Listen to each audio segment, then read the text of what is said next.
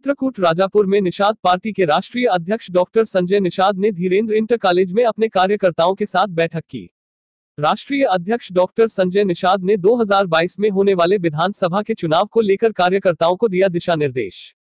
चित्रकूट धाम राजापुर में निषाद पार्टी के राष्ट्रीय अध्यक्ष doctor Sanjay Nishad Dhirendra inter college में जाकर अपने कार्यकर्ताओं के साथ बैठक कर 2022 में होने वाले विधानसभा चुनाव को लेकर चर्चा की। राष्ट्रीय अध्यक्ष ने कार्यकर्ताओं को उचित दिशा निर्देश दिए कि बीजेपी के कार्यकाल में निषादों को आरक्षण अधिकार नहीं मिलने से मछुआ समुदाय मायूस है और आए दिन पुलिस अधिकारियों और प्रशासनिक अधिकारियों द्वारा मछुआ समुदाय पर उत्पीड़न जारी रखा है, जिसकी लड़ाई निषाद पार्टी को स्वयं लड़ना पड़ रहा है। तथा राष्ट्रीय अध्यक्ष अधिकारियों को निशाने में लेते हुए बोले कि यह अधिकारी लोग भाजपा और निषाद पार्टी में कटुता पैदा करना चाहते हैं। भारतीय जनता पार्टी को चाहिए कि ऐसे अधिकारियों को सजा दे और मछुआरों पर हो रहे अत्याचार को रोके। सपा बसपा से धोखा मिलने के कारण 2019 में भाजपा के साथ गठबंधन में है। 2022 में सम्मानजनक सीटें मिलेगी। इस बैठक में पार्टी के जिलाध्यक्ष कैलाश निषाद, जिला संयोजक शिवा निषाद, जिला महामंत्री सचिव राज नारायण, सुलखान निषाद, संगीता निषाद सहित सैकड़ों कार्यकर्ता मौजूद रहे। संवाददाता सुभाष चंद्र शुक्ला, न्यूज उदय विभोर, चित्रकूट धाम। में घटना घटी है कल परसों पुलिस के ऊपर का यहाँ पे ये माना जाए सरकार जो भी सरकार है लगातार, जैसे अखिलेश सरकार थी तब बीजेपी कह रही थी कि अखिलेश सरकार पूरी तरह से फेल है, कानून व्यवस्था को सुदृढ़ करने में। क्या अब यहाँ पर आप बीजेपी के साथ हैं? ऐसे में क्या बीजेपी सरकार पूरी तरह से फेल है कानून व्यवस्था को लेकर? नहीं, फेल नहीं कहा जाएगा और इन अपराधियों पर अंकुश लगना चाहिए। बीजेपी को मैं चाहूँगा, अपील करूँगा कि इस तरीके से अपराध पर रोक लगे और जनता में जो भय जा रहा है उसे रोका जाए, क्योंकि जब पुलिस नहीं सुरक्षित रहेगी तो जनता कैसे सुरक्षित रहेगी। और ऐसे घुसपैठ रहते हैं राजनीति में, चाहे वो किसी भी सरकार है, चाहे मैंने सबकी देखी, हाथी की भी देखी, साइकिल की देखी, पंजा की भी देखी है। अभी आए हैं तो चूंकि ये पहले से परंपरा चली आ रही है ऐसे लोगों को कि वो आते हैं और जल्दी जल्दी से जमानत हो जाती है और हर तरह के उनके लोग पड़े हुए हैं, अपना पैसा करते हैं। तो ऐसे सभी अधिकारियों को जो इसमें लिप्त हैं ऐसे अपराधियों को संरक्षण देने में, ऐसे पहले अधिकारियों को दंडित किया जाए तो ऑटोमेटिकली अपने आप अपराध रुक जाएगा। और मैं इस पर दुख व्यक्त करता हूं और भारतीय जनता पार्टी को सचेत करता हूं कि अगर किसी तरीके से घटनाएं होती रहीं तो भविष्य में राजनीतिक नुकसान बहुत होगा। और इसलिए अगर ऐसे पर रोक लग जाएगा तो राजनीतिक नुकसान नहीं होगा और जनता में एक मैसेज अच्छा जाना चाहिए जिससे कि अब वो भय मुक्त होकर काम करें। Political party in the democracy, सभी समस्याओं का समाधान राजनीतिक दल से होना ही है।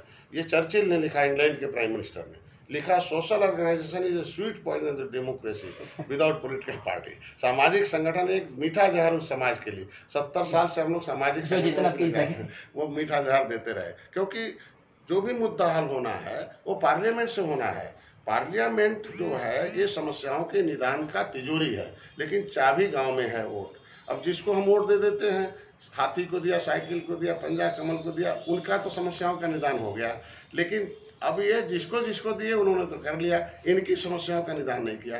तो मैं किसानों, नौजवानों, गरीबों को जगा रहा हूँ कि भैया अब तुम्हारी एक पार्टी आ गई है, वो चाबी इस पार्टी में दो और चलो मेरे साथ। इसलिए मैं आंदोलन का नेता हूँ।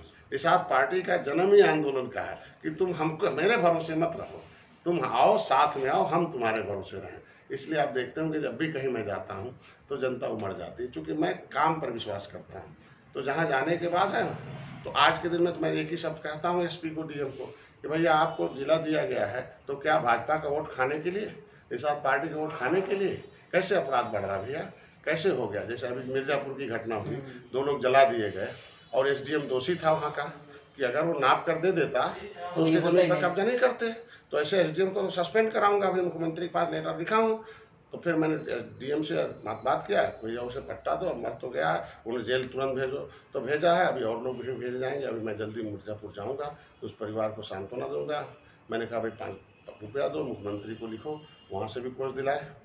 ये भी एक गलती है जिसकी सरकारें हैं। अब जैसे त्रिपाठी जी मरे, शुक्ला जी वहाँ का नाम है लखनऊ में, उनको नौकरी भी मिल गया, कितने लाख रुपए मिल गए।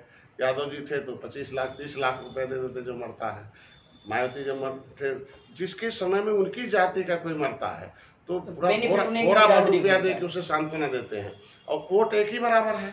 हमारे बिरादरी को गिड़गिड़ाना पड़ता है, हमें रोड जाम करना पड़ता है, हमें अधिकारियों को कहना पड़ता है, तो कहते भैया हमारे 5 लाख का पावर है, मुख्यमंत्री से कहिए, अब लेटर जाएगा, मिलेगा कि नहीं मिलेगा, दौड़ना पड़ेगा। तो ये गलत है। इस तरीके का मैसेज समाज में ये लोग खुद ही इस परंपरा पर एक निश्चित राशि निश्चित कर दी जाए कि कोई भी मरेगा अपराध से, गलती से, तो उसे इतना रुपया दे दिया जाए, चाहे किसी जाति का हो।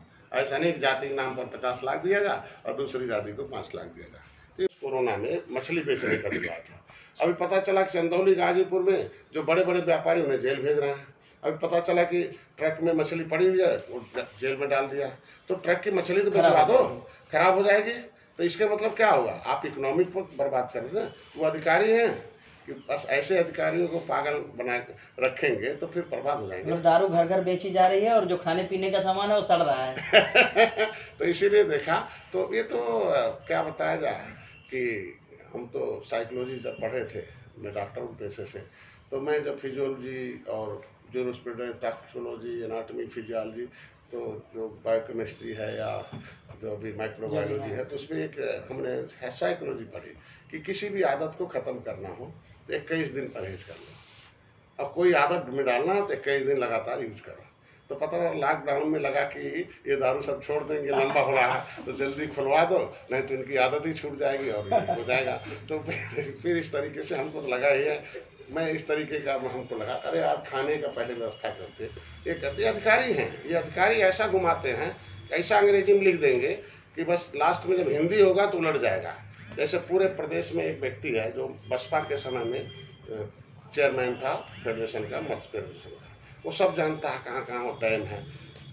तो 10 लाख, 5 लाख, 20 लाख बेचारे मछुआरे आपस में चंदा लगा के मछली डाल दिया। तो पता चला कि एक दलाल है उस मत्स्य विभाग का, प्रदेश के सारे डैम जानता है, तो समितियों को मिलता है, तो एक समिति का व्यक्ति को फोड़ लेगा वो और उस पर मुकदमा करा देगा। अब मुकदमा करा मछली नहीं मारने देगा। अब अधिकारी मछली नहीं मारे, बह रही मछली। तो मैंने कहा भाई लखनऊ में जाके मछली नहीं बह रही हैं, ये वोट बह रहा है, और इसको पहले जेल डालो। तो अधिकारी ने कम से कम मुख्यमंत्री पास बैठे, मत्स्य मंत्री पास, चौधरी साहब ने बात बड़ी सुनी, डांटा, सेक्रेटरी को डांटा, प्रमुख सचिव डांटा, निदेशक को डांटा, क्या बवाल कर रहे हो जी। तो उन्होंने लेटर लिखा कि जो धार्मिक रूप से जो बोएगा वो काटेगा, तो जो मछली डाल दिया है उसे मारने दो, विवाद बाद में देखना। दूसरा वहाँ आया कि मत्स्य मंत्रालय से जो प्रधानमंत्री मत्स्य योजना है दिल्ली से, उसमें एक लाइन लिख के आ गया कि अनुसूचित जात को प्रेफरेंस मिलेगा। अब बताओ, मछली तो कभी छूता ही नहीं बेचारा चमार भाई, तो फिर उसे प्रेफरेंस का मतलब उसमें सही है। और निषादों का अनुसूचित का आरक्षण रुका हुआ है। तो निषाद जो पेशेवर है, जो मत्स्य में आपका जीडीपी ग्रोथ बढ़ा सकता है, जो इसमें ज़्यादा व्यवसाय में माहिर है, उसको आप प्रेफरेंस नहीं लिख रहे हो। तो धन्यवाद है, मंत्री जी ने कहा लिखो पहले लेटर, ये जो घुसपैठ किए हुए अधिकारी अंदर, एक लाइन जोड़ देते, हर जगह अनुसूचित को लाभ मिलेगा, मछली में कभी छूता नहीं, कैसे मिलेगा? लिखवाओ, हटवाओ, और मकान हो, जो भी जितनी भी व्यवस्था हो। तो अभी मैं कह के आया हूँ, उस पर बुनियादी काम हो रहा है।